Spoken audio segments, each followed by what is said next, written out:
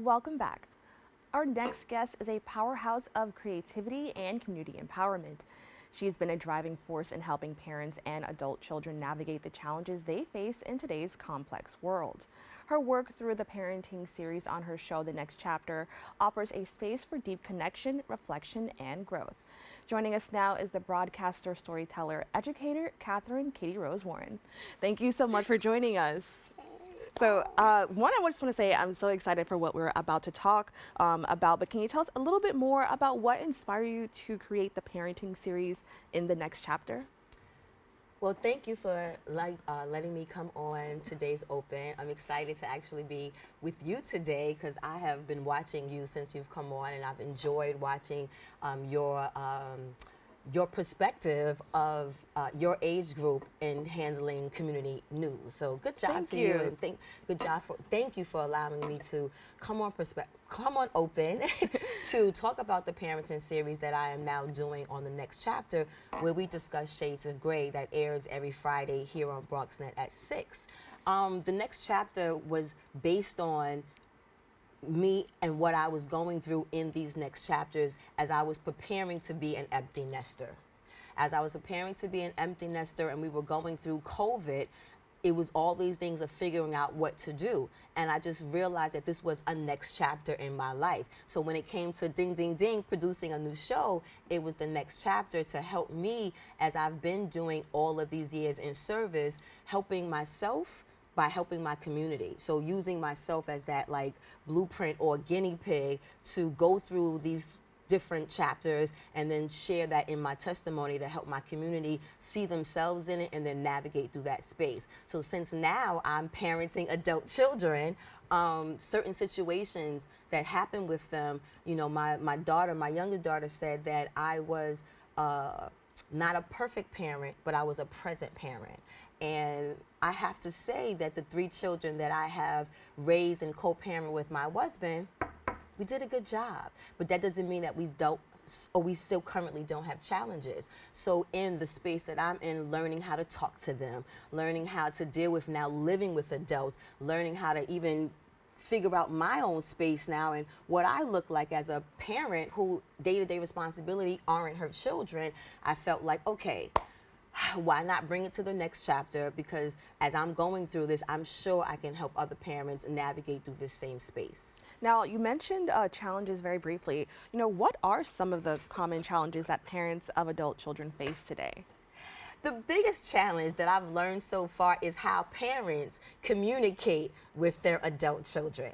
We have a tendency of still talking to them like they are 16, 17, 18, and not 25 or 26 or even 30. So sometimes our tone is the biggest problem when it comes to us adulting or navigating raising adult children. And then the other part is, you know, for me, my biggest thing, because, you know, I have pretty decent children, the biggest part is now my 21-year-old is a woman. In my mind, she's not. But she's a woman who's been away for college for the last 3.5 years. So now that she's back home, you know, she's coming back home with no curfew.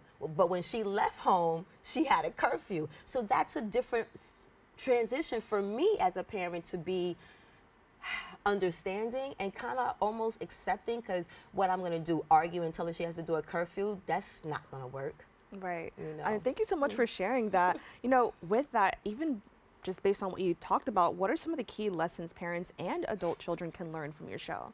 So I come from the spiritual point of view. So initially when we started The Next Chapter, I did the show with another woman, Melissa DeSalva, who is a therapist. So when she stopped co-hosting the show with me, I wanted to still have that component in the show, because everything can't just be my journey. We still have to get help, because my show is based on giving tools, not just hearing what's going on. So Quinnell Hickman, who's also been on your show, is a licensed family therapist. So she comes on with Quinnell's check-ins, and she'll be on this upcoming show where she gives us tools to help navigate. So the biggest tool she gives in the tone,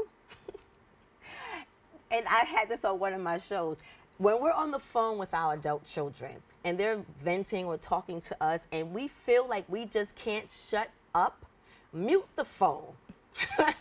Do all you do until you are asked your opinion, if asked, because sometimes they just need that safe space to talk to you. They're not always asking for an opinion. So if you have the need, like some parents, mute the phone, talk all you want, but leave that to yourself until they ask to receive that information from you. Now, I also want to touch on emphasizing the art of storytelling. Can you explain, why you think that's a powerful tool? Because people need to feel that you are not judging them. And then it's not, my testimonies are not always so, I consider myself a griot. And griot are the storytellers of whatever century or generation is happening at the time. And I feel like my call on my life is a griot of our pain, because we don't talk about it. We just kind of push it underneath the carpet, and we just repeat the cycle of bad behavior or learned bad behavior. So me feeling like the calling on my life is as a griot, I wanted to be able to express the pain that we don't talk about that seems to be so shameful. And, well, I don't want them knowing that goes on in my house, and a perfect example is I had an ACS case. And it was thrown out because there was nothing going on in my home, but it didn't mean that I still didn't have a situation that created a case. When I shared that in a form of storytelling of my experience, it allows people to feel comfortable and say, girl, do you know I got a case too? Or do you know my son or my daughter? So it allowed the shame or the stigma to go off you, so that now you can share, and in sharing, release, but now asking for help to move and navigate. That kind of leads to my next question about community engagement. Can you talk about the role that plays in these conversations and why it's so important?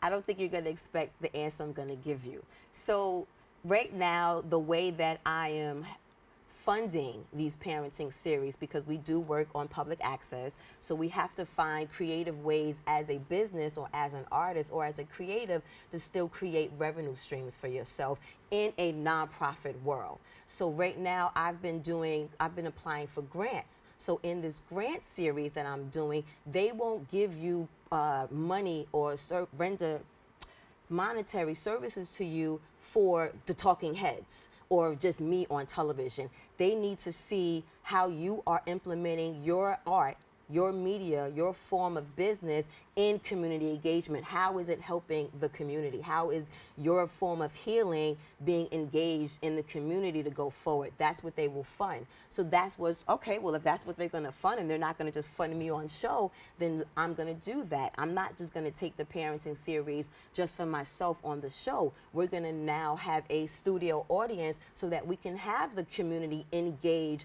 outside of seeing the show on a weekly basis. We're gonna have where they can actually have like a forum of adult children and parents, and they can, express their concerns and share their tools and what's helping them with Quinnell, who's going to be our family therapist, just to make sure that we have that psychological point of view in how to address these situations. Well, everything I'm hearing sounds super amazing, and I can't wait to see, how everything unfolds. With that, can you just explain, what are your long-term goals, for the series and the next chapter?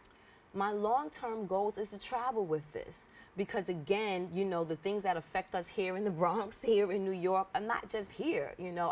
I just came back from Africa. We experience all of these forms of lack of communication when it comes to parenting, or getting in situations where children are not talking to their parents or parents aren't talking to their children. So I want to be able to take this series globally, we'll start, domestically here in the United States and take it, to different arenas where we can have like these town hall meetings and help parents actually really navigate the space to get the goal that they want, which is to have a relationship with their children. They really do. The kids might not get it yet, but there's not one parent who is like, I don't want a relationship with my adult child. We don't. We do.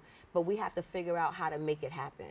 Well, I want to say firstly, thank you so much for joining us. You know, I'm so glad I was able to speak with you, especially about this topic, just because I think it is, as I was saying previously, you know, it's a very modern take on, you know, parenting. We always think about parenting in the sense of children and not adults. So I love that we're able to talk about this, and I can't wait to see how this continues to grow. So with that, thank you so much for joining us. Thank you. For more information, you can follow her on Instagram at Miss KittyRose1. Don't go anywhere. We'll be back with more Open right after this.